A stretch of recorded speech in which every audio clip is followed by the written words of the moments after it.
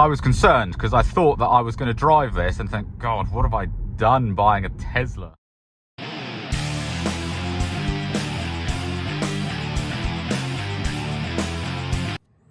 Hi guys, welcome back to EV Adventures, where today I'm going to be comparing my Model 3 performance to the BYD Seal Excellence.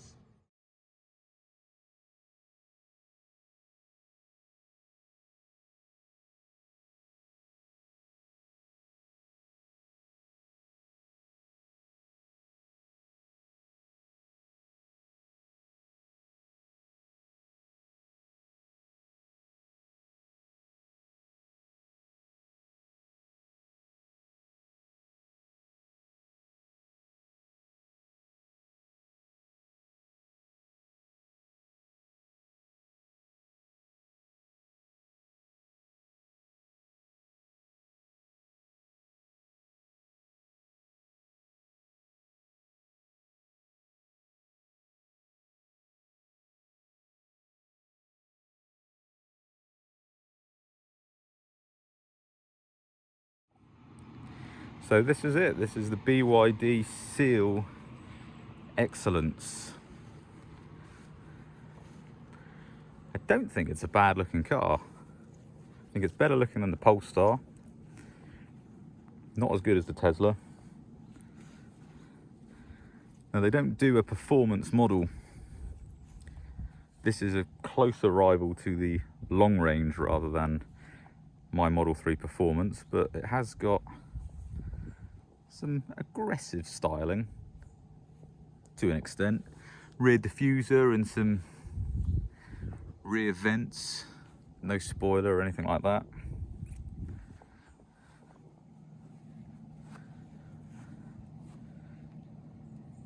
Wheels are pretty ghastly to me.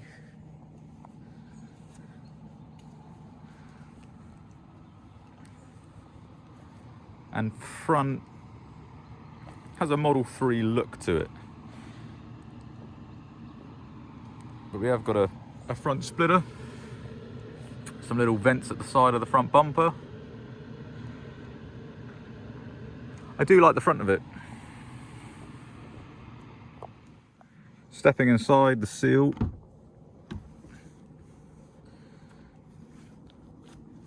we have this really nice blue interior with cream piping.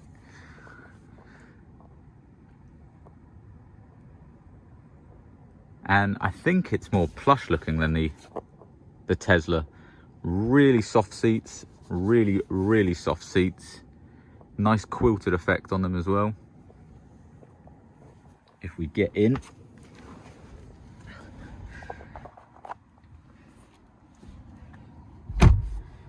build quality, when you shut the door, it reminds me of early 2000s Volkswagen. All glass sunroof, but unlike in the Tesla, there's no pillar in the middle, so it's complete glass all the way back. And also, unlike the Tesla, we have a black headlining, which is one thing I wish that they put on the performance.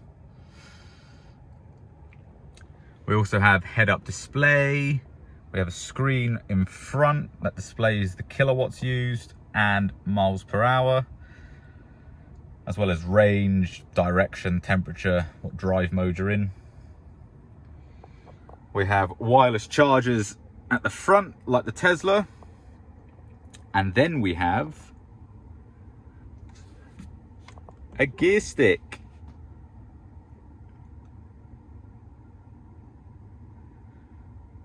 It's suffering a little bit with the problem that you can solve with pills, but it's got a gear stick. And then we've got driving modes, a park selector, temperature, quick buttons for your climate, and blind spot detection and auto hold. Cup holders in the middle, again like the Tesla. Nice big armrest. And storage underneath with USB and 12-volt outlet. It's a car that's been well thought through. with even Isofix on the front seats. However, initially it looks really good. Alcantara, vegan-friendly leather, but there are some cheap materials used, and it doesn't take long for this to feel Chinesey. This is a very nasty, scratchy type plastic. The glove box is the same sort of thing. But this is £15,000 cheaper than my Tesla, and as it stands at the minute, it's not £15,000 less car. The back of the BYD is more comfortable than the front. You just kind of sink into these leather quilted seats. I can't get over how nice they are. They're not as supportive around corners as the performance seats, but compared to the long range Tesla, they're miles better. And the fact they're blue, which you can't spec in a Tesla, I'm concerned that I've bought a Tesla before testing a BYD. Even the leather quality, or vegan leather quality, feels nicer than that in the Tesla. Little pockets in the seats. No rear screen.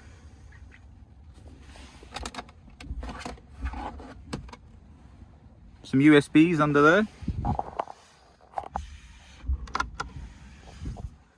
But no controls for rear climate. Moving around to the back of the car.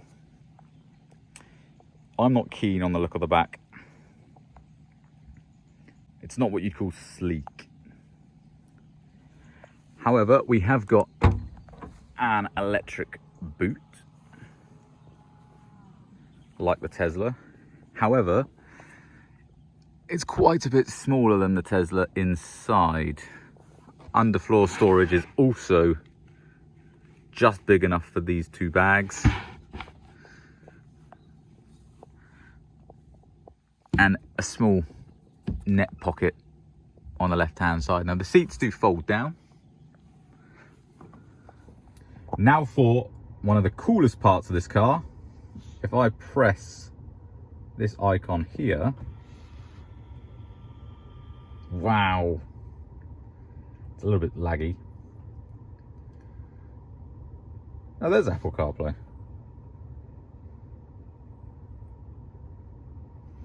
None of those are me.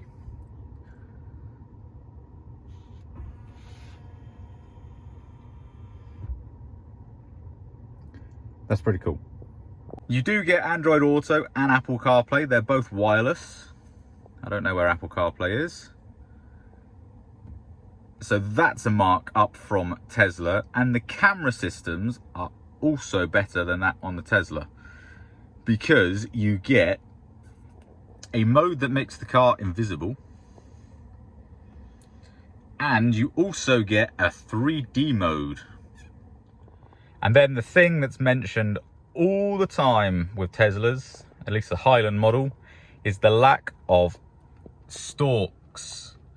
So if you're after an electric car that looks slightly similar to the Tesla and has a very similar climate control system to a Tesla, but you want indicator stalks, BYD has you covered. Because we have an indicator, and look, it works like an indicator, and it flashes like lights flash, and the wipers are on the right hand side. Right, so here we are in the BYD Seal. So to start off, we flick this back into drive like any other automatic gearbox, and it starts to roll forwards as soon as you take your foot off the brake. I haven't found a setting to get rid of that.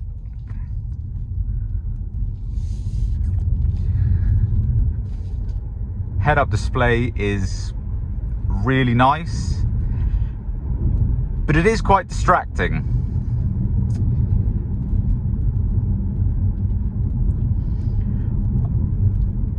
I'm unsure whether I would want one or not.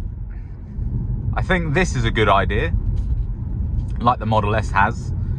Head-up display, maybe not so much. The ride is nice. This is quite a bumpy road, and it's dealing with the bumps well. Big difference to the Tesla is there's a lot more vibration that comes through the cabin with this. Let's just do a quick 0 to 60. We're in sport mode.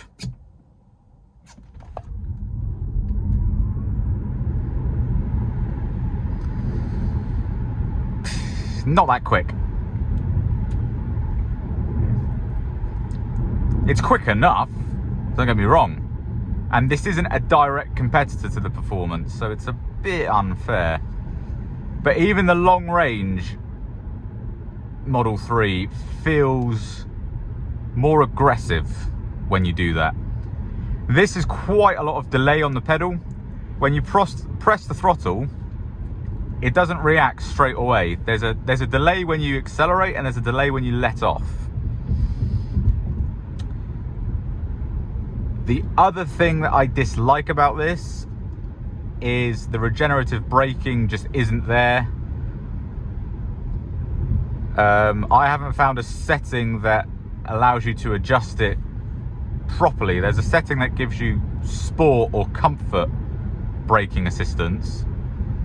There didn't feel to be any difference between the two, but you let off and it, although it says minus on the screen, it just slows down at the same rate that a petrol automatic would.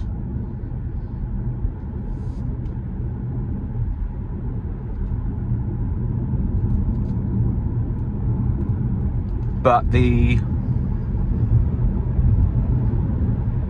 ride I'm impressed with. It's comfortable, but as I say, it does just transfer quite a lot of vibration through the really comfortable seats. So it's not as refined as the Model 3. And the Model 3 Performance, which is on an inch bigger rims than this is only on 19s, is more comfortable because of the adaptive suspension. This versus a long range Model 3, the ride is similar.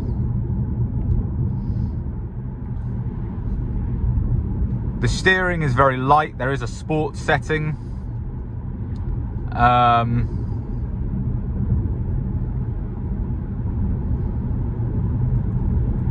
It's definitely more keen to roll into corners. But this is an ideal car if you want just an easy entry into an EV. Tesla is a bit all or nothing approach. You haven't got indicators that are the same as a normal car. You haven't got gear selection that's the same as a normal car. You've got one pedal driving, which you don't get in normal cars. This one, you have to use the brake every time you come up to a junction or in traffic. It will not slow you down to a stop like the brakes will, or the regenerative braking will in the Tesla. The Tesla has true one pedal driving.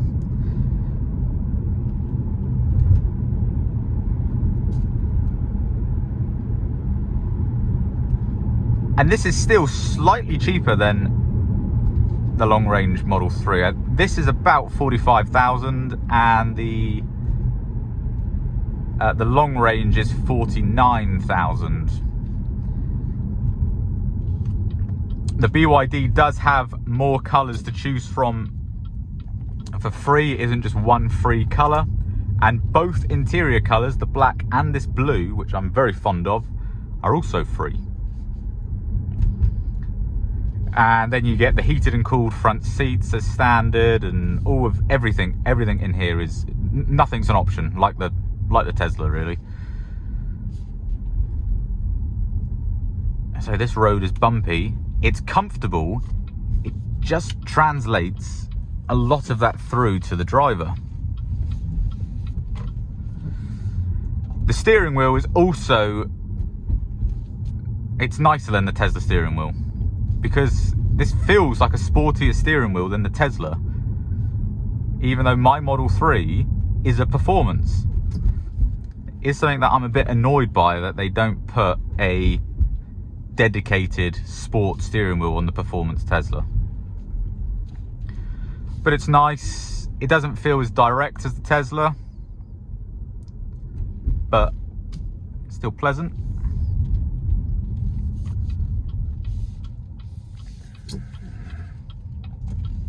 The automatic wipers are better than the Tesla.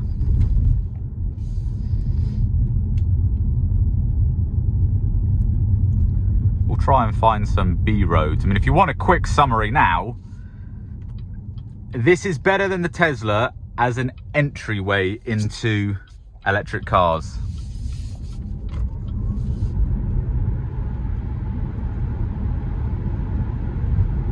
If you just want to get from point A to point B, this versus a long-range Tesla would be a really difficult decision. However, it doesn't compete at all to the Model 3 Performance. The Model 3 Performance, the handling is so crisp.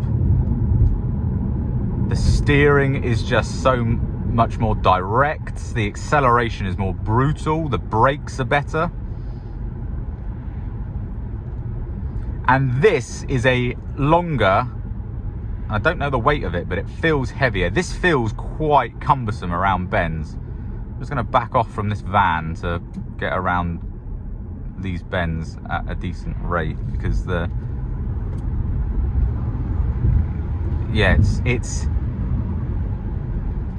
it's very much like this. It feels like,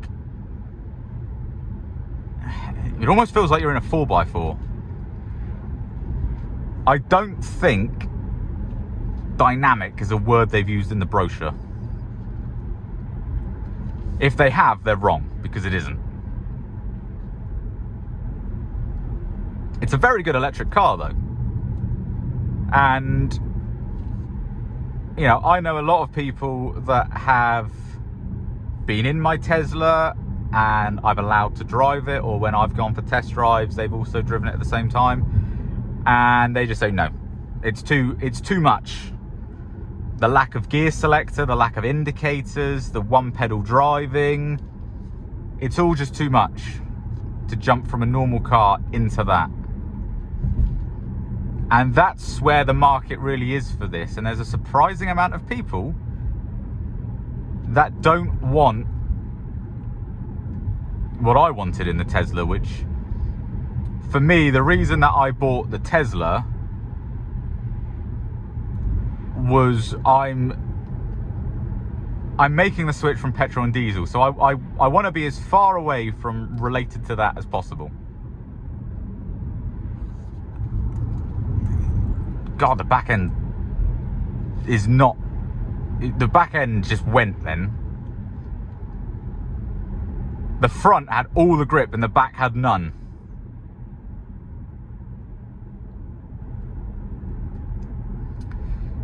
Yeah, this isn't a match for the performance. Even the long-range Tesla handles better than this. The Model 3, especially the performance, just feels very Star Trek-y, otherworldly. This just feels like another car, which a lot of people want.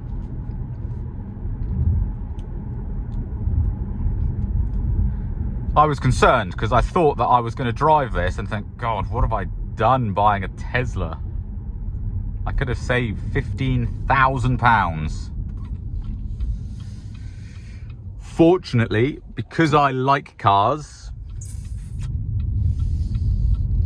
I don't have to worry about that. Well, I'm going to wrap the video up there. If you made it to the end, thanks very much for watching. Like, subscribe, watch my other videos, leave a comment. Anything that you want to see me do with the Model 3. Any other electric cars you want me to test. I'll try my very best.